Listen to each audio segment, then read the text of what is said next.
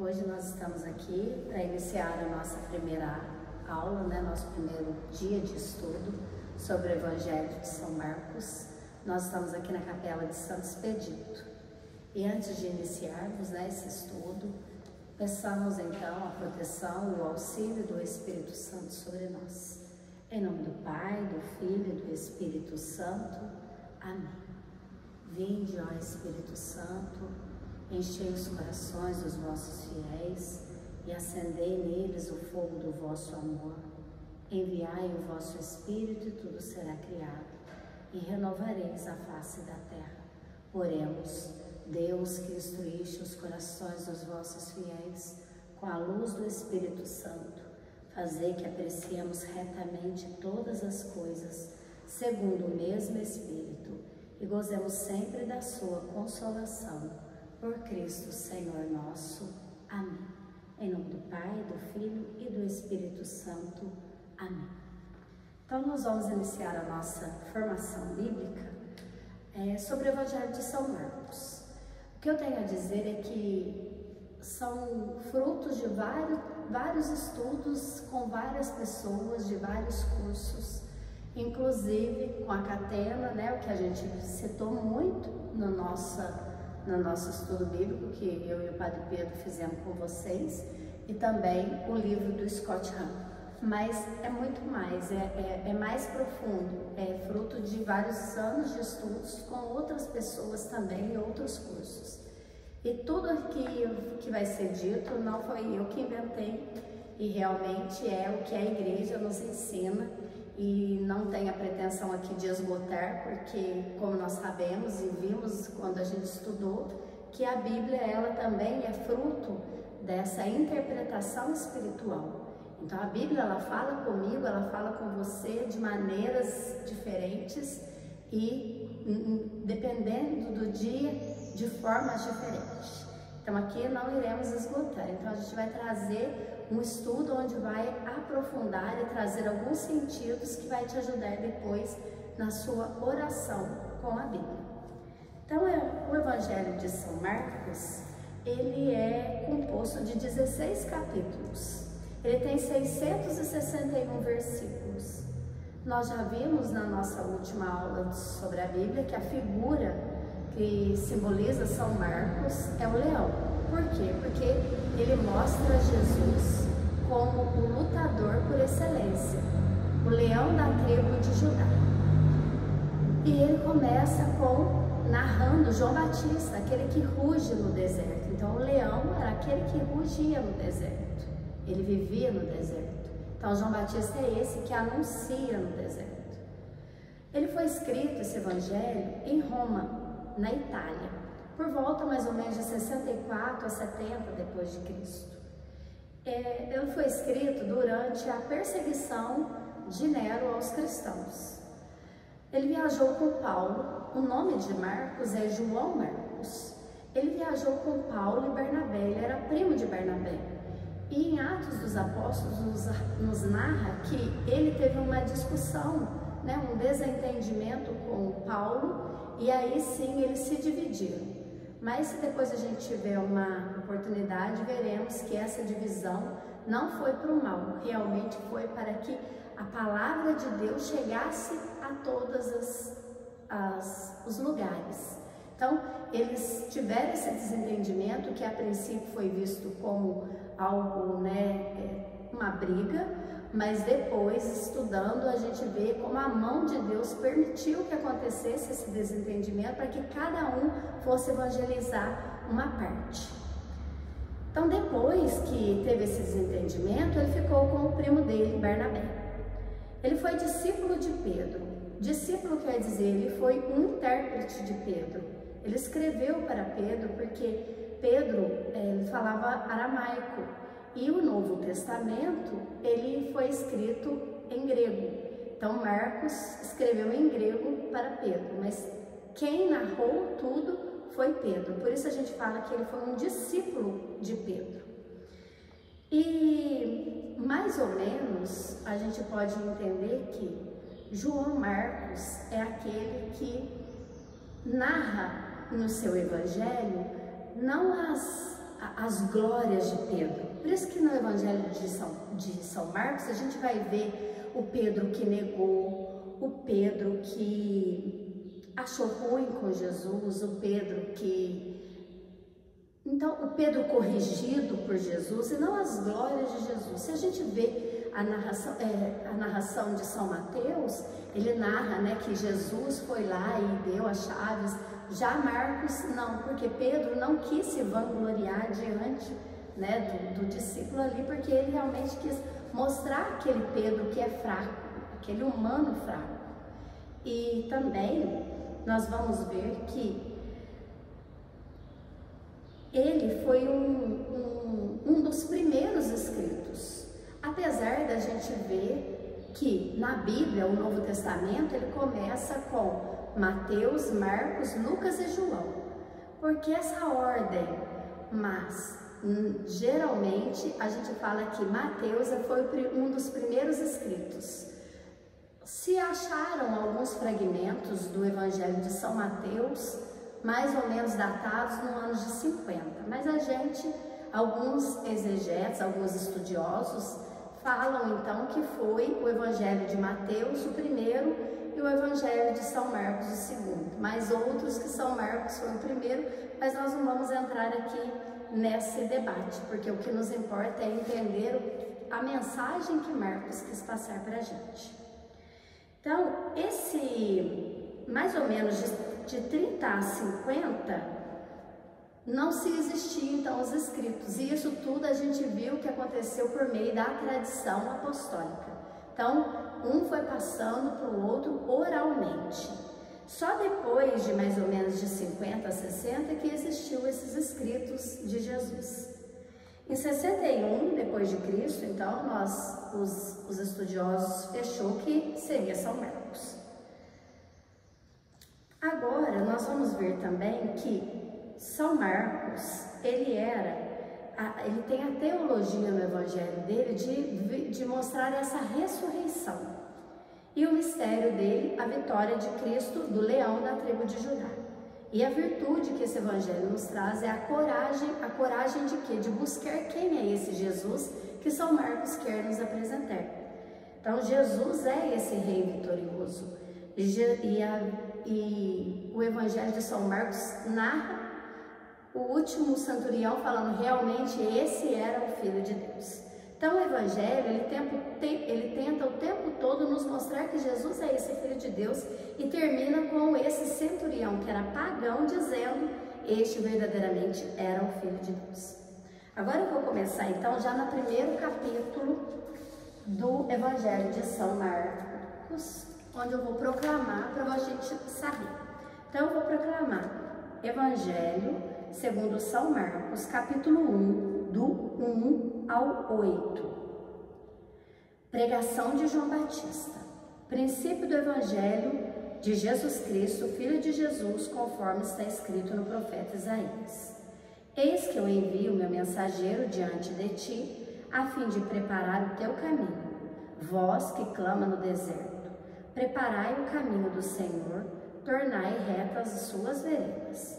João Batista esteve no deserto, proclamando um batismo de arrependimento para a remissão dos pecados. E iam até ele toda a região da Judéia e todos os habitantes de Jerusalém. E eram batizados por ele no rio Jordão, confessando os seus pecados.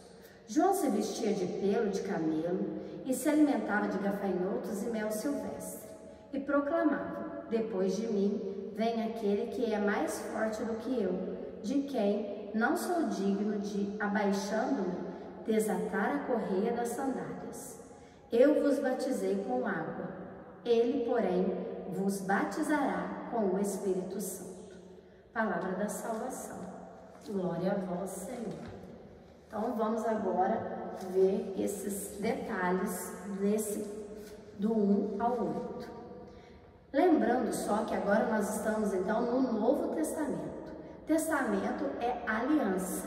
Testamento é um compromisso que a gente faz com alguém e um compromisso de amor. Essa palavra aliança Desde o Antigo Testamento, Deus é aquele que vem tentando fazer aliança com o povo. E nós vamos ver que Jesus é a eterna, a única e eterna aliança, a verdadeira aliança. Então, no princípio, o início desse evangelho nos fala que no princípio da boa nova de Jesus, princípio do quê? Da missão de Jesus, de uma nova história de salvação. E quem dava a boa nova naquele tempo era só o rei. O rei era aquele que trazia a boa notícia, né? Chegava aquele homem que era enviado pelo rei, tocava a trombeta, a corneta e aí anunciava aquele edito que o rei trazia para o povo. Então Jesus é esse novo rei. Jesus é o único e verdadeiro rei que traz essa boa nova da salvação. Por isso, boa nova é falado como algo bom. Foi uma linguagem que Marcos sabia que o pessoal da época iria entender, porque eles sabiam que quando tinha uma boa nova era alguma coisa que o rei tinha nos mandado avisar. Por isso também, só agora abrindo parênteses, a gente tem aquele Kyrie eleison. Por quê? O Kyrie eleison é Senhor me eleja. Na hora do ato penitencial na missa, a gente fala Senhor tem piedade de mim. Porém, o Kyrie eleison, ele é mais profundo, porque a gente entende que quando o rei passava no meio do povo, existia um dia em que o rei escolhia uma pessoa para que todas as dívidas daquela pessoa pudessem ser sanadas. Se a pessoa tivesse qualquer pendência, ela seria perdoada. Então era algo que todos, quando o rei passava, eles gritavam, né? Que Senhor me eleja, né? Porque um seria elegido pelo rei. Então, por isso que quando na missa a gente reza, a gente canta, né? Kyrie eleison, Senhor me eleja. Por quê? Que a gente possa ser eleito, que Jesus possa nos eleger para que nossas dívidas, os nossos pecados, tudo possa ser sanado, tudo possa ser perdoado. Então aí a profundidade, não só Senhor tem piedade, não é só uma piedade, realmente é um perdão, uma misericórdia que vai muito mais além. E depois a gente fala Christi eleison, porque aí a gente realmente coloca esse novo significado nesse verdadeiro rei que é Cristo Jesus, o Filho de Deus. Agora, fechando parênteses, a gente vê que essa boa nova, ela não era só um anúncio, ela era uma ação, porque além dele anunciar, ele agia. Então esse princípio da boa nova de Jesus, que São Marcos nos narra no versículo 1 do capítulo 1, é essa boa nova, realmente é essa ação, é uma palavra que deve nos levar a uma ação. Então, Jesus, Marcos aqui nos mostra que Jesus realmente é esse Filho de Deus. Esse Filho humilde que nos mostra que ele é aquele que veio e está no meio do povo. Ele não é aquele que só aparece de vez em quando, não, ele é aquele que caminha conosco. Então Israel, ele foi chamado, né, de Filho de Deus se ele obedecesse os mandamentos. Então, lá no Antigo Testamento a gente vê que o povo de Deus era aqueles que obedeciam. Agora Jesus é o verdadeiro, aquele que vai obedecer em tudo à vontade de Deus. E vem aqui para nos mostrar que se assim o fizermos, também poderemos ser chamados de filhos de Deus. Então, no Antigo Testamento, e aí Marcos já inicia com a gente São João Batista. Já mostra João Batista, aquele que estava no deserto. Então, no Antigo Testamento, a gente vê que o anjo, ele é enviado antes de Moisés. Depois a gente vê que, antes de Jesus, no Novo Testamento, João Batista é enviado para anunciar. No Antigo Testamento, a salvação que Moisés foi anunciar era só para judeus. Por isso que ele falava, né? Pega um cordeiro, passa no batente da porta o sangue, coma ele todo, né? Você e sua família. Então agora não, agora no Novo Testamento, Jesus é esse cordeiro imolado, sem mancha e sem pecado, que veio para nos salvar. E a salvação não seria só para os judeus.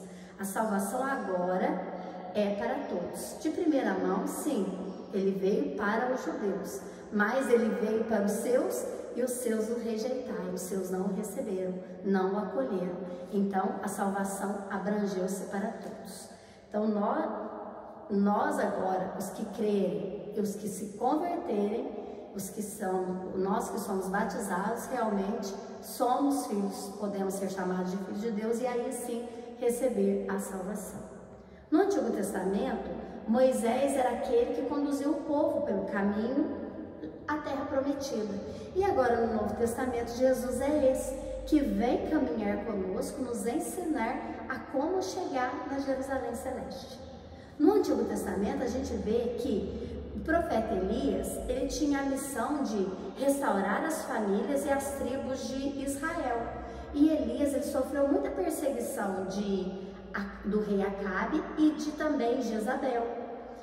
No Novo Testamento, a gente vai ver que João Batista e Jesus, eles também vão ser muito perseguidos. E agora, a gente vai voltar o olhar para João Batista. Ele que veio chamar a conversão, restaurar também as famílias. Ele é aquele que sofreu pela mão de quem? Do rei Herodes e também de Herodíades. Herodes Antipas e Herodíades que pediu a cabeça, pediu para a filha pedir a cabeça de João Batista. Então, a gente vê esses paralelos entre o Antigo e o Novo Testamento. Eles se interlaçam, eles se completam. Um faz com que o outro venha e ganhe vida e dê plenitude, na lei. Eu não vim para abolir a lei, já dizia Jesus, mas dar plenitude a ela. Então aqui João Batista vai e diz que ele não era digno de nem desamarrar as sandálias daquele que viria. Então no plano salvífico do Pai por nós, a gente vê aí a presença da Santíssima Trindade. A voz do Pai, que é a eleição, do Filho de Deus. Então, o céu, na hora do batismo, depois a gente vai ver, então o céu se abre e aí vem a voz. Então, a gente sabe muito bem que a voz chega antes do que a palavra, o som, a velocidade do som é muito mais rápida. Então, a voz é Deus e a palavra é Jesus. Então, Jesus é a palavra encarnada, nós já vimos isso também no nosso estudo. Depois vem o batismo do Filho de Jesus, que foi feito através da purificação com a água, e depois a gente vai ver também a descida da pomba sobre Jesus, que é o Espírito Santo, é a graça de Deus. Então, nesse começo, nesse início, a gente já vê Marcos narrando para a gente a Santíssima Trindade. A voz que é Deus, o Filho que é a palavra encarnada e o Espírito Santo que desce em forma de pomba, que é a graça de Deus nesse episódio. Então nós que somos, o batismo em nós deve ter também isso. Nós devemos com a água ser purificados a nossa alma, que através da graça do Espírito Santo nos faz sermos filhos de Deus. Então, nós somos adotados como filhos de Deus. Por isso, o batismo de Jesus vai nos abrir também o céu para nós. Também é um chamado à nossa vocação. É o que nós veremos depois. Então, aqui, nós vimos, então, essa parte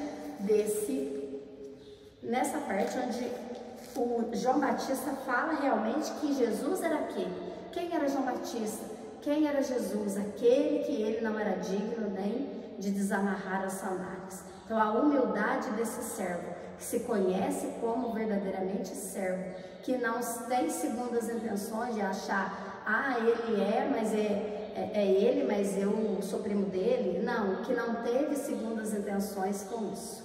Então, isso também vem nos fazer pensar muito como tem sido as nossas atitudes. Será que às vezes a gente fala, eu não sou essa pessoa não, nossa, mas eu tenho o celular dele, aí eu não sou essa pessoa que você está falando não foi eu que fiz não, mas eu ajudei muito, eu fiz essa outra parte. Então, isso nos ajuda muito a nos conhecermos.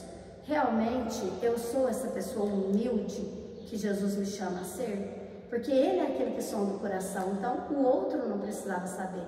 Jesus sabia tudo que João Batista já tinha feito, então os outros que estavam do lado não precisavam saber. E João Batista deixa isso muito claro. Será que eu também tenho deixado muito claro que tudo de bom que eu faço não é obra minha, mas é graça do Espírito Santo? Porque eu por mim não sou capaz de nada. Então isso deve nos levar a pensar, a refletir. E aqui a gente encerra esse nosso primeiro dia desse nosso estudo e espero contar com a graça do Espírito Santo e também com vocês. Caso não estejam entendendo, caso esteja falando muito rápido, pode deixar aí nos comentários, a gente tenta melhorar nas próximas. Eu não estou aqui porque sou melhor, estou aqui porque me deram essa missão. Ainda falei para o Senhor, o Senhor sabe que tem gente muito mais capacitada que eu, estudiosa, e eu tenho dificuldade de reter, fico nervosa, esqueço, tenho medo de falar alguma coisa que não é, mas depois assistindo, se eu ver que falei alguma coisa que não é, na próxima eu me retrato, porque a gente realmente não é perfeito e a gente tem que realmente, quando erra, se retratar e pedir desculpa. Então, peço a Deus e à Virgem Maria que possa nos auxiliar durante todo esse estudo de São Marcos. Em nome do Pai, do Filho e do Espírito Santo. Amém.